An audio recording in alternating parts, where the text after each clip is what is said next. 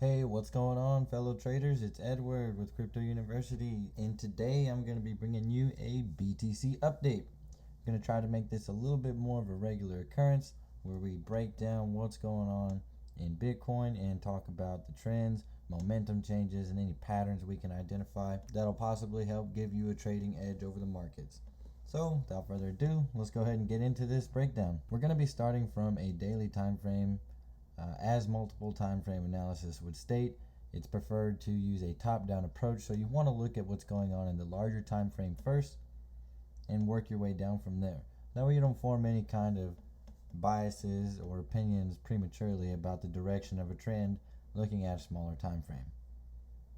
So using the daily time frame, we're going to be looking back to as far as 2021, January 2021. So we can map a horizontal support line around 28,702, indicated by this white line here. Right, support is an area that price fails to break underneath several times. So as it comes close here, it doesn't break underneath. As it comes close here again, it doesn't break underneath. So if we have price action below this point here for an extended amount of time, I might be concerned about further downward price action in Bitcoin's trend momentum. So as we can see here, Bitcoin drove prices very, very high over different areas and zones that we have depicted. So each one of these lines here that are sloping in either direction is going to be referred to as dynamic support or resistance. So this extends from a previous point in history, and as you can see here, failed to break over once, and as it did, it was used as support here and here. Once it broke down below, it can be considered resistance in the future. So there might be some struggle against that line there in the future as price action continues.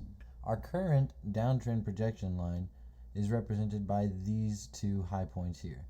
So if price is forming a higher high and we connect these, for example, we can see that this line is ascending upwards, and that's not perfect, but it's just for example.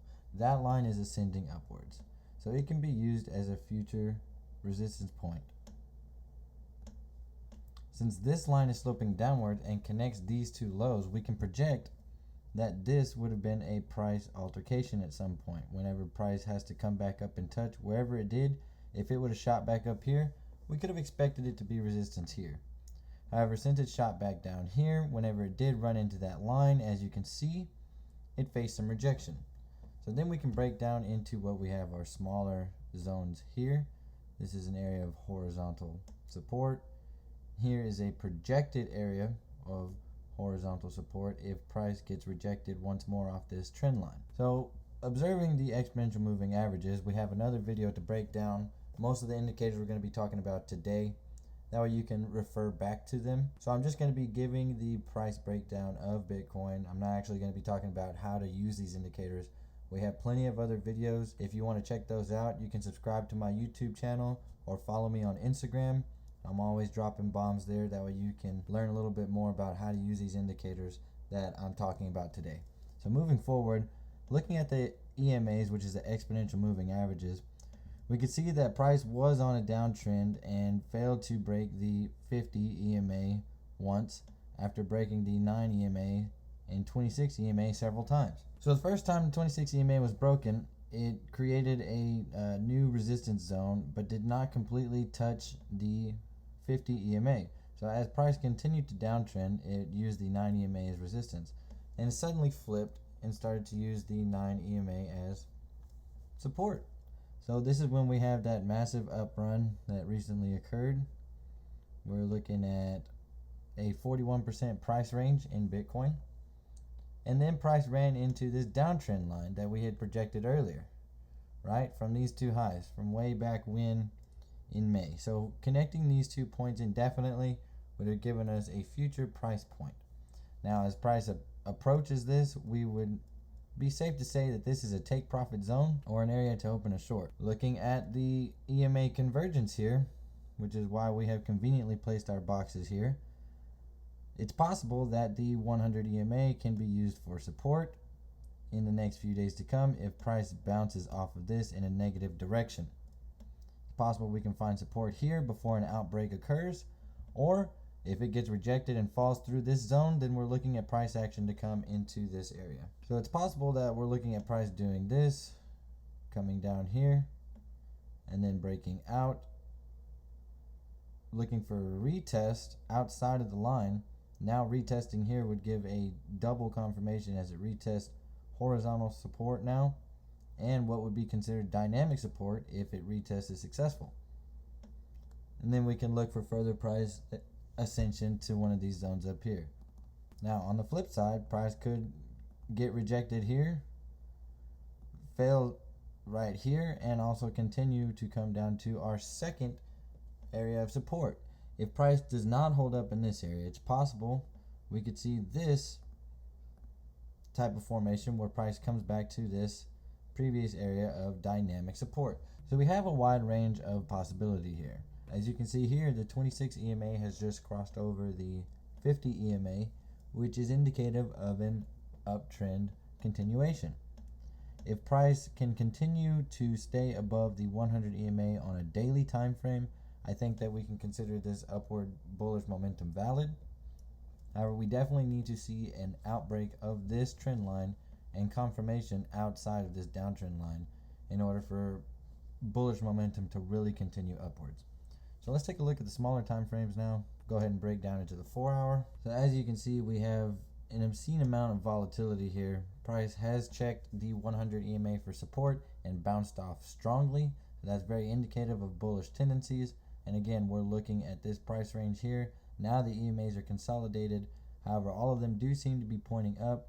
The 9 is on top of the 26, on top of the 50, on top of the 100. So this is indicative of upwards price momentum. It's possible that price could face rejection and come back to this point.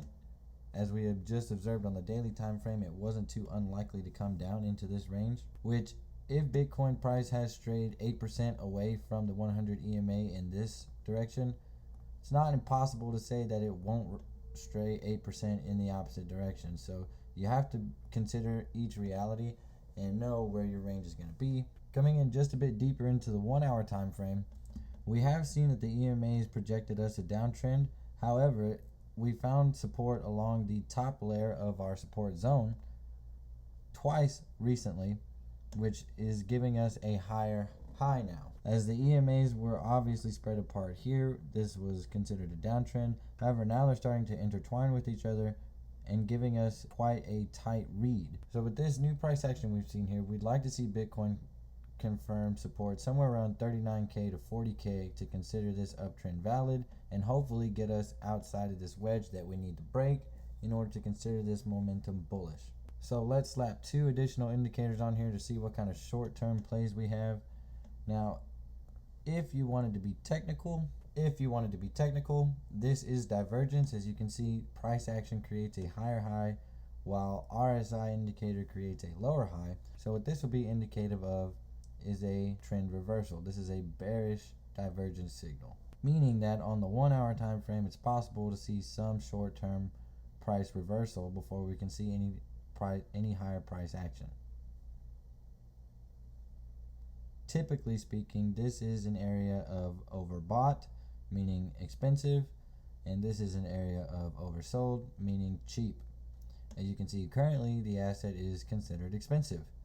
Now, when Bitcoin gets crazy volatile, we have seen some things before where Bitcoin will launch over multiple times over the RSI, like in this instance here, and in this instance here. So it is important to take note of. However, it cannot project any future results or actions.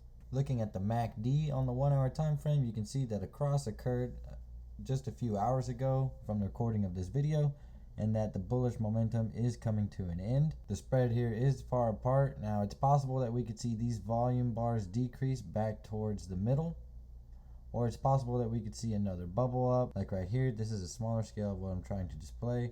Price bubbles up, comes back towards, and then bubbles again. So it's possible price could come down and bubble again until we see a cross here on the 1 hour time frame, a bearish cross like here is an example of a bearish cross. Until we can see one here, I wouldn't consider this a full-blown downtrend. So there's a quick price analysis update for BTC. We'll try to bring that to you a little bit more often so we can try and stay a little bit more relevant in the unfolding price events of BTC. project a little bit of ranges. That way we can all have a little more insight on what's actually happening in BTC price action. So thanks for watching. If you haven't subscribed yet, we'd really appreciate it if you did subscribe to the channel. That way you can keep up with future events, possible giveaways. If you don't want to subscribe to the channel, even a simple like really goes a long way. And you can always leave a comment as well if you have any questions or if you'd like to see us cover something in future videos. Thanks again for watching and happy trading.